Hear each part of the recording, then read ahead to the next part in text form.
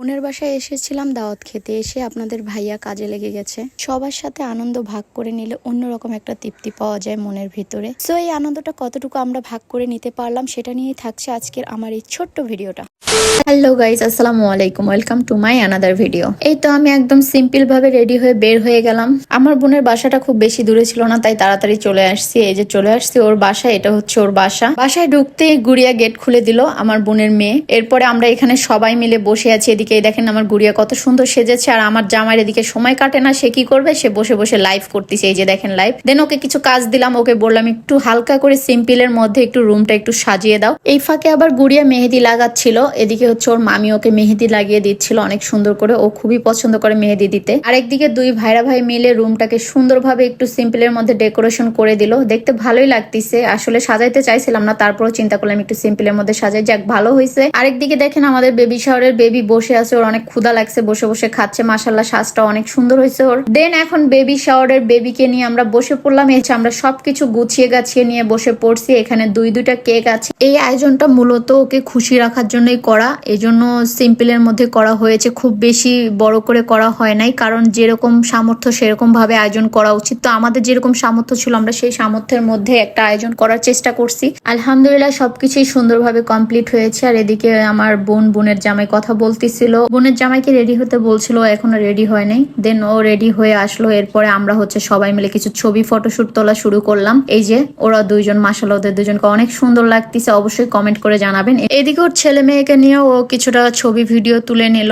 আর এটা হচ্ছে গিয়ে ওর কেক, বেবি শাওয়ারের কেক ছিল, এই জন্য এই কেকটা নিয়েই সবাই কম বেশি ভিডিও ছবি তুলেছিল। এই যে ওর দুলা ভাইও কেক নিয়ে ছবি তোলা কমপ্লিট, ওকে একটু খাইয়ে দিল, অবশ্য কেক এখনো কাটা হয় নাই। আর এটা ছিল ওর পাশের বাসার একটা মেয়ে, তো ওকে ও অনেক পছন্দ করে, তাই ওকে ইনভাইট করছিল। দেন আমার ভাইয়ের বউয়ের সাথেও ছবি ভিডিও তোলা কমপ্লিট হয়ে গেল। এখন হচ্ছে কেক কাটার পালা। আমরা সবাই মিলে একসাথে বসে পড়লাম এখানে এই যে কেক কাটার জন্য। তো ফার্স্টে আমরা ওই কেকটাই কাটতেছি, যেই কেকটা হচ্ছে গিয়ে ওর বেবি শাওয়ারের কেক ছিল, যেটাতে লেখাই ছিল হ্যাপি বেবি শাওয়ার। তো যাই হোক, সবাই ওর জন্য দোয়া করবেন বেশি বেশি করে, যেন ও ভালো থাকে, সুস্থ থাকে, এবং ওর বাচ্চাটা যেন সুস্থ সবল ভাবে দুনিয়াতে আসতে পারে। আর আমার বোনের জামাইকে দুইজনকে একসাথে দেখলে আপনাদের কেমন লাগে অবশ্যই কিন্তু কমেন্ট করে জানাবেন। এদিকে আমি হচ্ছে গিয়ে কাঠি দিয়ে ওকে খাইয়ে দিচ্ছিলাম, আমরা একটু দুষ্টুমি করতেছিলাম। যাই হোক, সবকিছু মিলিয়ে কেক কাটার পর্ব শেষ। এখন আমার প্রচুর ক্ষুধা লেগে গেছে, চলেন দেখি কিচেনে কি আছে। কিরে তুই আর রান্নাঘরে কি করিস? হ্যাঁ, চুরি করে গোশ খাচ্ছিস তুই আমার হাড়ির থেকে উঠাইয়া? এত কষ্ট করে রাঁধছি, এত কষ্ট করে এত টেস্টি গোশ রাঁধছস, আর আমি না খেয়ে থাকতে পারি? সেই গোশ কিন্তু দেখ, মনে হইতেছে পুরো পাতিলটা ধরে উঠাই খেলাই।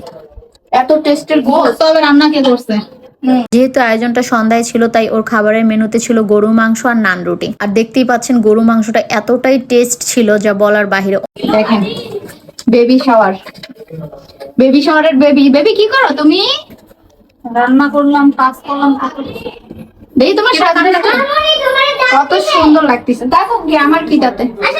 তো আমরা এই যে এখানে বেবি শাওয়ারের বেবিকে দেখছি, সে একে ঘেমে গেছে রান্নাঘরে এসে, এত সুন্দর করে রান্না করতেছে, সেই লেভেলের গোছ রান্না করছে। এখন যেহেতু খাওয়া দাওয়ার পালা, তাই ও কিচেনে চলে আসলো। কিচেনে এসে সবাইকে একা একা নিজ হাতে খাবার বেড়ে দিচ্ছে, ও একা একাই খাবার বেড়ে দিচ্ছিল। এই যে দেখেন নান রুটি আর হচ্ছে গিয়ে গরুর গোশত, অনেক অনেক টেস্ট হয়েছিল গোশতটা, মাশাআল্লাহ ভালো রান্না করছিল। এই অসুস্থ অবস্থায় যে ও এটা রান্না করতে পারছে, এটাই অনেক বড় কিছু। ওর জন্য সবাই বেশি করে দোয়া করবেন, ভালো থাকে সব সময়, সবাই ওর জন্য বেশি বেশি দোয়া করবেন। এখন হচ্ছে গিয়ে সবকিছু বাড়াবাড়ি কমপ্লিট। দেন ও লাস্টের প্লেটটা সাজিয়ে গুজিয়ে আম্মুর জন্য নিয়ে যাচ্ছিল। এটা হচ্ছে আম্মুর জন্য প্লেট সাজিয়ে নিয়ে যাচ্ছে। আর এই হচ্ছে ওর বেডরুম, ও বেডরুম এটা, আর এটা হচ্ছে কি ওর বাচ্চাদের রুম। তো এখানে সবাইকে খেতে দিয়েছিল। দেন আমরা সবাই খাওয়া দাওয়া শেষ করে বেরিয়ে পড়লাম বাসার উদ্দেশ্যে, অনেক রাত হয়ে গিয়েছিল। আর এই যে আমি আর আমার হাজবেন্ড রিক্সা নিয়ে নিয়েছিলাম, কারণ রাতের বেলা রিক্সায় ঘুরতে সত্যি অনেক মজা লাগে, তাই আমরা দুজন মিলে রিক্সা নিয়ে নিয়েছি। আর বাকি সবাইকে অটোতে উঠাই দিয়েছি, ওরা অটোতে চলে গেছে। তো গাইস, সবাই ভালো থাকেন, সুস্থ থাকেন, আবারও নেক্সট ভিডিওতে দেখা হবে আপনাদের সাথে। আল্লাহ হাফেজ, আসসালামু আলাইকুম।